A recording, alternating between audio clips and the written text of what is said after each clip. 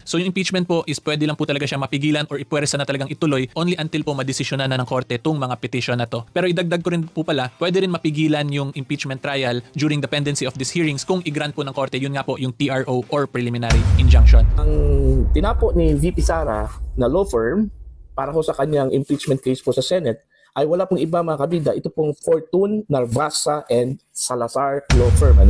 Ito pong si Philip Siegfried Fortune. Patid po ito ng mga kabida ni Attorney Raymond Fortune. Ito pong si Gregorio Narvasa.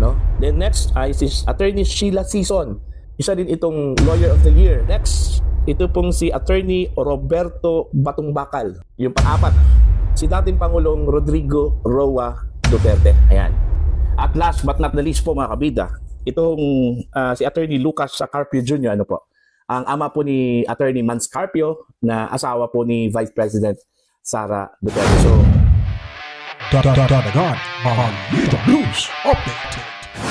Una po, tingnan muna natin kung ano ba talaga yung mga petitions na final. Okay, so unang-una po, ang final is yung petition for mandamus. Ito pong petition for mandamus, ito yung para sa mga pro na gusto matuloy yung impeachment trial ni Vice President Sara Duterte. Tapos yung pangalawa naman pong final is yung final po ni Attorney Torion kasama po yung iilang lawyers from Mindanao. At yung final naman po nila doon is certiorari and prohibition. Tapos yung pangatlo pong final is also a petition for certiorari and prohibition na final naman po ni Vice President Sara Duterte mismo kahapon lang nung February 19. So for this video po, ang i-explain ko talaga is kung ano ba talaga yung mga petition na yan, ano yung mga kasong yan, ano ba yung expect natin na mga mangyayari or mga posibleng mangyari sa mga kasong ganito. At para naman po sa mga interested kung ano yung mga possible legal arguments or substance po of the case, mas in-explain ko po yan dun sa isa ko pang impeachment video kung saan yung title po is the 4th impeachment filed. At yan po ay ilalagay ko lang sa description para yung mga interested manood ay pwede nyo po yun panoorin dun. Pero for today po, i-explain ko sa inyo kung ano ba talaga yung mga certiorari, prohibition at mandamus na yan. So unang-una po, ang tandaan po natin regarding dyan sa petition for certiorari, prohibition and mandamus is that similar po yan sila considering lahat po yan sila ay what we call special civil actions, okay? At lahat din po yan sila is under the Rule 65 of the Rules of Court, okay? At yung similarity po ng mga to is yung cause of action po niyan is because there is either lack of jurisdiction or meron pong tinatawag na grave abuse of discretion which amounted to lack or excess of jurisdiction laban po dun sa kalaban ninyo sa kaso. So yung una-una po sa Tagalog, yung lack of jurisdiction, ibig sabihin po niyan is walang jurisdiction yung kalaban ninyo para hawakan or gawin yung action na yun na ginawa nila. At yung ibig sabihin naman po ng grave abuse of discretion is grabe naman pong pang-aabuso dun sa kapangyarihan na meron sila regarding po dun sa ginawa nila na kina-question nyo ngayon sa korte. At dahil po dun sa grabe nilang pang-aabuso, ang naging resulta po dun is para pong nawala na yung jurisdiction nila or naging excess or sumobra na yung jurisdiction nila. Okay, so yan po yung mga cause of action regarding these petitions. So una po, unahin ko muna explain sa inyo kung ano ba yung mandamus kasi ito lang yung naiiba eh. So yung petition for mandamus po, ang pinaka-relief po or pinaka-prayer po niyan sa isang petition na ganyan, ang gusto pong mangyari ng nag-file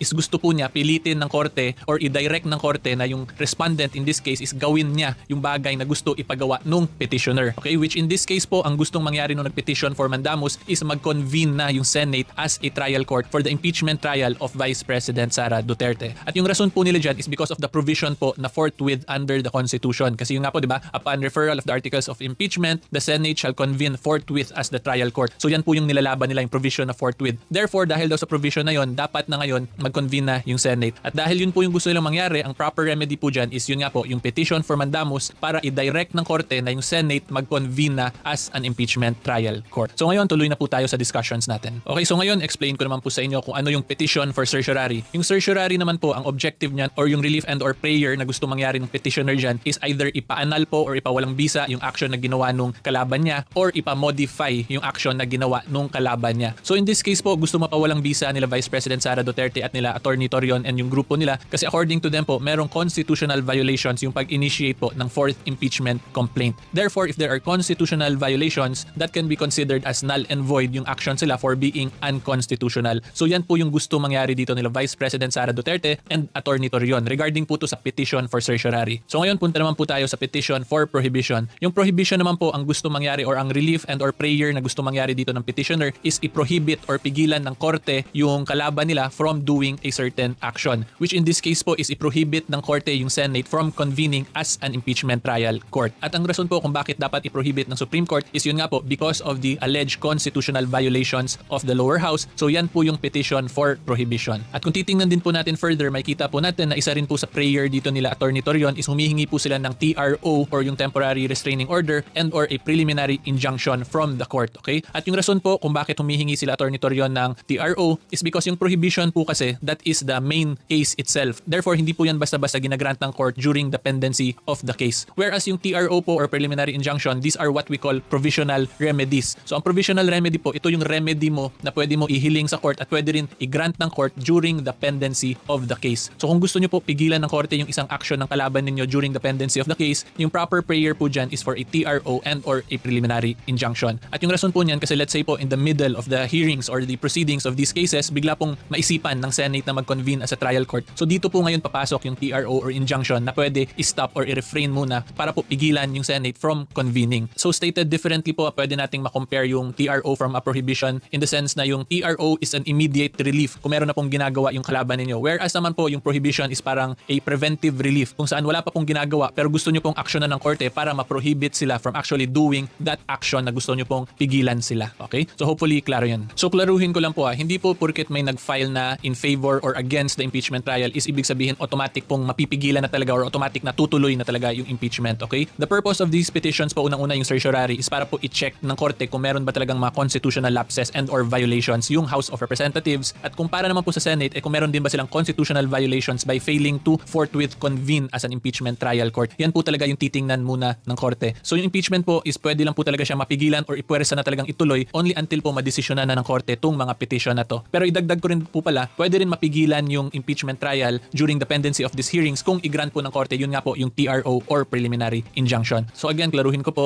the mere act of filing these petitions will not either stop the impeachment proceeding or to force the Senate from convening as a trial court. Okay, so alam ko po medyo technical yung mga in-explain ko pero hopefully po na gets naman ninyo yung substance ng discussion natin. Kung hindi nyo po na gets, pwede nyo naman po yan panoorin ulit. At yung mga nabilisan po sa explanation ko, pwede nyo po yan padahan-dahanan. Meron naman po yan ng playback speed sa settings po ng YouTube. Ngayon, discuss ko naman po sa inyo kung ano ba yung mga pwedeng mangyari sa kasong to, diba? Kasi considering po na yung mga timelines na binigay po ni Senate President Chis Escudero is June 2 daw sila next magko-convene. Therefore, posible dun pa lang po ma-actionan or baka nga daw po, diba, after SONA pa masimulan talaga yung impeachment. So ito po, explain ko sa inyo yung mga posibleng mangyari po during the pendency of this case. So ang next pong mangyayari dyan after the filing ng mga petition is bibigyan po ngayon ng panahon ng Supreme Court mag-comment yung mga respondents in this case. At yung period po niyan is 10 days upon receipt of notice po nila. Dapat po within 10 days mag-respond sila. At yung isa pa pong gusto ko klaruhin dyan kung ano ba yung nagko-constitute as upon notice. Diba? Yung question po kasi dyan kung paano po pala kung nakita nila sa news, will that constitute a sufficient notice po ba sa part ng House of Representatives or ng Senate para sumagot dito sa petition na to? So ang sagot po dyan is hindi po sufficient notice yung mga news articles. Kasi ang proper service lang po of notices ng mga court documents is via po either registered mail, registered courier, or via personal service po ng court officer ng Supreme Court. So hindi po porkit lumabas na yan sa news, ibig sabihin magsa-start na agad yung 10-day period. So yan po gusto ko lang klaruhin. And after po nyan, once na submit na po yung mga comments ng respondents, is the Supreme Court now will set the hearing for oral arguments. So ngayon, ang next question natin, gaano ba talaga katagal yung procedure na yan? Lalampas na ba to dun sa June 2 or after SONA? So yung magiging basis ko po for this part ng discussion natin is yung mga nangyari po sa final ni Attorney Vic Rodriguez na petition for certiorari and prohibition questioning the GAA, the 2025 GAA. So quick disclaimer lang po para hindi po tayo maguluhan. Ito pong i-explain ko is mga possibilities lang na pwede ring mangyari sa mga petition for mandamus and certiorari for the impeachment. Kasi ito naman po yung nangyari dun sa petition for certiorari and prohibition nila Attorney Vic Rodriguez. So dito po sa case nila Attorney Vic Rodriguez, final po nila yon January 27. And then after po ng filing na yan, yung pinakauna pong session ng Supreme Court is nung February 4. Diba? Tapos nung February 4 po, dun po nagbigay ngayon yung Supreme Court ng dates kung kailan yung magiging oral arguments, yung hearing for oral arguments. At yung date po na binigay ng Supreme Court para sa kaso nila Attorney Vic is April 1. So dito po kung titingnan natin sa kaso nila Vice President Sara, final po nila is February 19. Kahapon lang po, final ni VP Sara. So if we will apply what happened dun kay Attorney Vic, more or less po within the next week or within the next 2 weeks, pwede na rin mag-session yung Supreme Court para i-determine kung kailan yung hearing dates for the oral arguments of these cases. So kung sabihin po natin next week mag-hearing yung Supreme Court para po sa hearing dates nitong mga kasong to, more or less po possible na yung maging hearing pa for oral arguments nitong petition nila Vice President Sara Duterte is most likely late April or baka mga early May pa po. So in short, pwede po matapos yung mga hearings nito prior po dun sa June 2 na date kung saan magko-convene na yung ulit yung Senate and therefore pwede na sila mag-convene as an impeachment trial court. Pero again, ulitin ko po these are only presumptions po. I am not saying ito talaga yung mangyayari but rather rather I am simply basing it from what actually happened dun sa petition for certiorari nila Attorney Vic. Pero pwede pa rin naman po ito i-consider as urgent ng Supreme Court. Therefore, pwede nila mas paiklian yung mga dates considering this is an impeachment trial and not necessarily just a question of constitutionality sa isang batas. Okay, so yan po yung mga pwede mangyari sa mga kasong to. So ito po, magbigay lang ako ng personal comment ko regarding these cases, specifically po dun sa petition ni Vice President Sara Duterte. Kasi nabasa ko po, one of the lawyers po ni Vice President Sara Duterte is his father po, former President Rodrigo Duterte, FPRRD. And si FPRRD po, he's also a former fiscal. Therefore, sanay din po talaga yan siya sa litigation. So para sa akin po, exciting lang siya considering this is a very unique situation kung saan po a former president, a former fiscal will appear and represent his client po in the Supreme Court for oral arguments. So ito po medyo for for academe purposes. Gusto ko lang po makita kung paano ba talaga mag-litigate si FPRRD. Kasi yun nga po, he is a former fiscal, therefore sanay po talaga yan siya sa litigation. And of course, he's a former president, so madami na po talaga siyang experience. So in short po, ako as a litigation lawyer, posible pong madami akong matutunan talaga sa kanya sa mga strategy and techniques on litigation. Kaya medyo excited lang po ako dun sa aspect na yun. At yung mga anti-FPRRD dyan, wag niyo po ako iba siya. I am simply just sharing my personal opinion po kasi yun po, I am a litigation lawyer. So of course, we want to learn from as many lawyers as much as possible regarding the field of litigation. So hopefully klaro yun guys. If you like legal educational videos sa current events, follow lang po kayo sa akin sa social media. Until next time, see you all po. Bye-bye! Di namin malilimutan, di namin tatanggapin ang kasaysayan ng huhusga sa inyo. Tandaan nyo yan! 215, dagdagan mo pa mga traidor sa mandato ng bayan. Iniluklok ng 32 milyon. Pero anong ginawa? Impeachment na walang basehan, isang panloloko. Halata habang gutom ang Pilipino, presyo'y walang kontrol, kawalan ng trabaho, ospital ay kulang. Pero inuunan nyo ang manira at mamulitika, mga mukhang salapi, di tunay na lingkod bayan. Maniningil ang Pilipino, tandaan nyo yan, oras nyo'y darating, may hangganan ang lahat. Sa balota kayo'y babagsak, wala nang babalikan. Maniningil ang Pilipino at kayo'y magbabayad. Alam naming laro nyo, klaro ang motibo, kapangyarihan hindi serbisyo, ganyan kayo diba? Totoo tiwala ng bayan, tinapon sa putikan dahil gusto nyong kontrolin ng gobyerno sa inyong kamay. Duterte ang pangalan, kinatatakutan nyo kaya kahit walang sala gusto nyong pabagsakin, pero mali ang kalaban nyo, mali ang inaapi nyo dahil kasama niya ang bayan, hindi kayo ang panalo. Maniningil ang Pilipino, tandaan nyo yan, oras nyo'y darating, may hangganan ang lahat. Sa balota kayo'y babagsak, wala nang babalikan. Maniningil ang Pilipino at kayo'y magbabayad. Babangon ng masa, lalaban ang bayan, katarungan ang sigaw, hustisya ang alon. Hindi kami tatahimik, hindi kami papayag. Ang kapangyarihan ay sa taong bayan, hindi sa mga gahangan. Bantay sarado ang pangalan nyo sa listahan, di malilimutan sa susunod na halalan.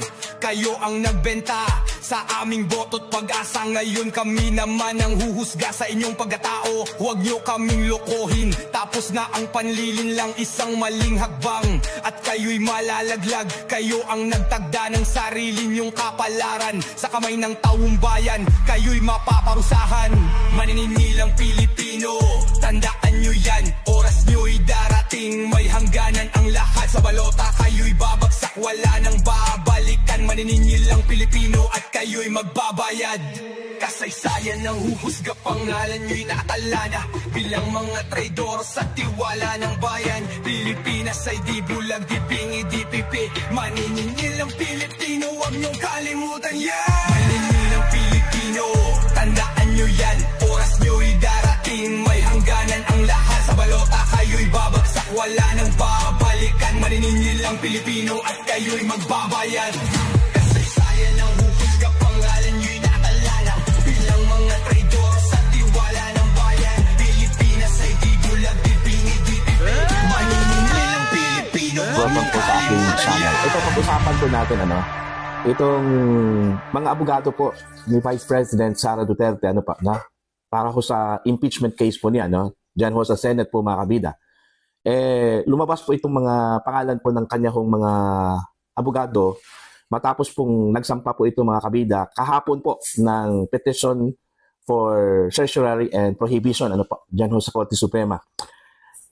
Itong kanyang pagsampa po ng kaso, itong si Vice President Sara Duterte o petition dyan ho sa SC, ay pangalawa na po ito, mga kabida, kung maalala po natin, noong nakarang araw po, ito hong grupo po ng mga abogado mula Davao sa pangunguna po ni Attorney Israelito Torion, nagsampa din ng petition for prohibition, with a prayer of a temporary restraining order and preliminary injunction laban po dito sa pagsasagawa po ng Senate ng impeachment trial po laban po sa Vice Presidente po ng Pilipinas. Dahil doon ho sa grounds mga kabida na unang-una po, defective yung verified complaints, and pangalawa, yung due process po ay hindi ho naibigay doon ho sa Vice Presidente nung ito pong impeachment complaint po ay naisampa po mga kabida mula sa House of Representatives papuntang Senate. Ang tinutukoy ko pong impeachment complaint ay ito pong pang-apat na impeachment complaint. Now, dito ho sa petition na isinampa po ni Vice President Sara Duterte kahapon, same pa rin. Yung kanila pong pinunterya po dito mga kabida ay yung pang-apat na impeachment complaint. Na ang sabi po sa petition po ni VP Sara ay hindi ho daw dumaan sa proseso. At ito yung isa sa mga inireklamo po ng Vice Presidente kasi hindi ho siya binigyan ng due process dahil naisampa po itong fourth impeachment complaint sa Senate na wala lang man o hindi lang man dumaan sa tamang proseso po mga kabida. Particular yung sinasabi po ni VP Sara sa kanyang petition na hindi ho na i-refer po sa Office of the House Speaker. Now, dito ho nalaman nung nakasecure po siguro ng kopya ito hong mga kagawad po ng media, kasi kahapon po nung isinampa po yung petition for prohibition, ito lumabas na po yung mga names ng mga abogado po ni VP Sara. At nung nakita ko po yung listahan, na-surprise talaga ako mga kabida dahil unang-una mga bigating mga abogado po ito. At alam niyo ba kung anong law firm ang hinar po ni VP Sara mga kabida para dumepensa doon sa kanyang impeachment case diyan sa Senate? Wala pong iba. Babasahin ko po ipapakita ko po sa inyo, okay, sa screen para makita po ninyo mga kabida. Ang tinapo ni VP Sara na law firm para sa kanyang impeachment case po sa Senate ay wala pong iba mga kabida. Ito pong Fortune, Narvasa and Salazar law firm. Siguro kung maalala po ninyo, familiar itong law firm na ito. Kasi yung law firm na ito mga kabida ay hinar din ito ni dating Pangulong Erap Estrada during sa kanyang impeachment trial diyan sa Senate kung hindi ako nagkamali noong 2000 okay, before nangyari yung EDSA DOS. Kaso lang po ay hindi natuloy, hindi natapos yung kanyang impeachment dahil sa turn of events na nangyari po yung EDSA DOS. Pero kung tutuusin po natin mga kabida, malakas yung depensa po ng kampo po ni Erap, dahil dito sa mga abogadong hinar po ni VP Sara, dahil sa mga abogado pong hinar po ni dating Pangulong Erap Estrada. Now, sino-sino yung mga miyembro po nitong Fortune, Narvasa and Salazar law firm, na kabilang sa pumirma mga kabida dito sa petition for certiorari and prohibition ni VP Sara kahapon po sa Korte Suprema. Ito, babasahin ko po Unang-una po ang nakalagay po dito na pangalan at pumirma po mga kabida, wala pong iba. Ito pong si Philip Siegfried Fortune. Kilala po ito mga kabida, naging part po ito ng impeachment trial ni dating Pangulong Erap Estrada. At kapatid po ito ng mga kabida ni Attorney Raymond Fortune. Okay? Ito pong si Philip Siegfried Fortune. Pangalawa po, wala pong iba mga kabida, ito pong si Gregorio Narvasa, isa sa mga founding partners po ng Fortune, Narvasa, Salazar law firm. Bigatin din ito. Then next ay si Attorney Sheila Sison, isa din itong Lawyer of the Year sa kanilang law firm. Then next, ito pong si Attorney Roberto Batungbakal, isa sa mga partners din ng Fortune, Narvasa and Salazar law firm. Ito, masasyak kayo. Yung pang-apat, okay? Wala pong iba mga kabida, si dating Pangulong Rodrigo Roa Duterte. Ayan. Si Pangulong Duterte po ay part po ng legal team ni VP Sara dito sa impeachment trial. At last but not the least po mga kabida, itong si Attorney Lucas Carpio Jr., ano po, ang ama po ni Attorney Mans Carpio na asawa po ni Vice President Sara Duterte. So magkakasama po yung magmalaiho dito mga kabida, ano po, no? Itong si dating Pangulong Rodrigo Duterte at ito pong si Attorney Lucas Carpio Jr., ang ama po ng asawa po ni Vice President Sara Duterte na si Mans Carpio. So ito na po yung legal team po ng Vice Presidente po mga kabida, no? Kung sakali yung mag-umpisa po itong impeachment trial po laban po kay Vice President Sara Duterte, ano po, no? So titingnan lang po natin po mga kabida kung meron po bang madadagdag na mga abogado na possibly kabilang ho dito sa legal team, ano? Kasi kung maalala po natin, ito pong si Congressman Rodante Marcoleta po ay nag-volunteer, ano? Nag-volunteer po ito na magiging lawyer po ni VP Sara sa impeachment, sakaling magkaroon po ng impeachment laban po sa Vice Presidente po ng Pilipinas. Hindi natin alam kung ano po yung estado nito, na mga kabida. Marami yung actually nag-volunteer, no, na mga mabibigat po na mga abogado po sa bansa, no, kay VP Sara, pero hindi lahat ma-accommodate po mga kabida, no. Okay, kung ikukumpara po natin itong mga abogado po ngayon na nasa listahan po na lumabas, no, na miyembro po ng legal team po ng Vice Presidente, doon ho sa prosecution team, walang sinabi po, ano. Unang-una, itong mga abogadong ito, experienced lawyers na po ito, ano. Eto, babasahin ko po mga kabida kung ano talaga yung kanilang experience, ano po, at field of expertise, ano, dito ho sa mga abogado po ni Vice President Sara Duterte. Itong si Gregorio o Attorney Gregorio Narvasa II, siya yung senior partner at specializing in criminal and civil litigation, ano. Pangalawa po, no, itong si Attorney Sheila Season, partner with expertise in litigation, at siya po ay naging Lawyer of the Year po ng kanilang at firm for 3 consecutive years, ano po, no. Next po ay itong si Attorney Sigrid Fortune of counsel with over 35 years of experience, no, continuous litigation practice representing high-profile clients in significant cases, ano po, na? Alright? Meron pa po, ito pong si Attorney Roberto Batong Bakal, isa sa mga partners din ng Fortune Narvasa Salazar, meron na rin mataas na karanasan po when it comes to litigation, criminal cases, at iba pang mga fields of expertise po sa batas, mga kabida, no? So, kung ikukumpara po natin doon ho sa mga miyembro po ng prosecution, I don't know kung sila po ay mga litigation lawyers po ba, no? Itong mga nasa prosecution team. Ang pagkakaalam ko lang, isa sa mga veteran lawyer po dyan, ano, dyan ho sa prosecution team, ay ito pong si Attorney Romeo Acop, ano? Maliban sa pagiging official po ng PNP, ay naging abogado din ito, ano? Matagal na din na naging abogado po itong si Romeo Acop dyan ho sa prosecution team po ng House of Representatives po, mga kabida, no? So, yan po. So, titingnan na lang po natin kung matutuloy po itong impeachment trial po ni VP Sara, kasi ho, ang pagkakaalam po natin, base doon ho sa press conference po ni Senate President Chis Escudero kahapon po, mga kabida, nanindigan po ito na wala kong mangyaring impeachment trial within the 4-month break, no, ng mga senador, at aantayin po natin yung kanilang pagbalik, no, sa June 2, kasi ho, nangako po ito na aasikasuhin at bigyan po nila ng pansin ito hong impeachment trial po ni VP Sara pagbalik po nila mula sa kanilang 4 na buwang break, mga kabida, okay, pagkatapos po ng eleksyon, ano. At yan, tuloy-tuloy na po yan, ano, yung magiging takbo po ng impeachment trial po ni Vice President Sara Duterte. Depende pa rin doon ho sa magiging desisyon po ng Korte Suprema, no. Okay? Actually, yung petition po ni VP Sara sa Korte is hindi ho about doon ho sa sole authority po ng Congress, ano, na mag-initiate po ng impeachment complaints and then magsampa po ng impeachment complaints sa Senate, no, in order to try the impeachable officer sa kanyang mga asunto, ano. Ang kini-question lang po ng Vice Presidente doon, mga kabida, is yung proseso po, ano. At alam naman po natin, at hindi naman po lingid sa kaalaman po ng karamihan, na ang Korte Suprema lang talaga ang tanging pwedeng mag-interpret po ng mga batas, mga pulisiya, at mga rules, ano po, no? Ang pinupunta rin po dito ni VP Sara, mga kabida, is yung rules po ng House of Representatives, ano?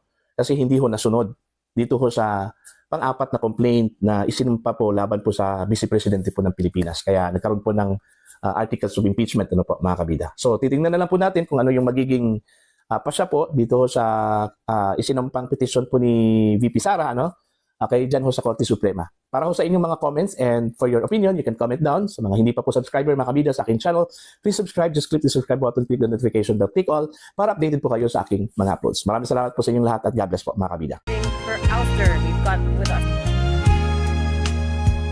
They call it justice, but we see the game. A trial set to silence, to tarnish her name. While the people hunger, while the nation bleeds, they play their power games, ignoring our needs. But we are not blind, we are not weak. We stand with courage, we dare to speak. Through fire and trial, through shadows and pain, the voice of the people will rise once again. God save the Philippines, hear our cry tonight. Through the storm and through the fight, lead us through the darkest days. Shine your light, show us the way. God save the Philippines, hold our nation strong. Justice must prevail, right must conquer wrong.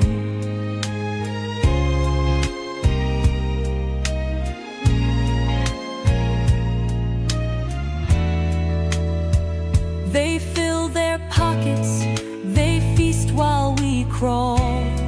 Their hands stained in gold from the people's fall. A budget of greed, a nation betrayed, yet they call it progress while stealing our fate. The air is thick with anger and fear. A nation stands on the edge, the breaking point near. Protests ignite, the streets filled with cries, as power-hungry men weave their web of lies. God save the Philippines, hear our cry tonight. Through the storm and through the fight, lead us through the darkest days. Shine your light, show us the way. God save the Philippines, hold our nation strong. Justice must prevail, right must conquer wrong. No chains can bind the truth we hold. No fear can shake a heart so bold. We stand as one, we rise as free. This land is ours, our destiny. God save the Philippines, hear our cry tonight. Through the storm and through the fight, lead us through the darkest days. Shine your light, show us the way. God save the Philippines, hold our nation strong. Justice must prevail, right must conquer wrong.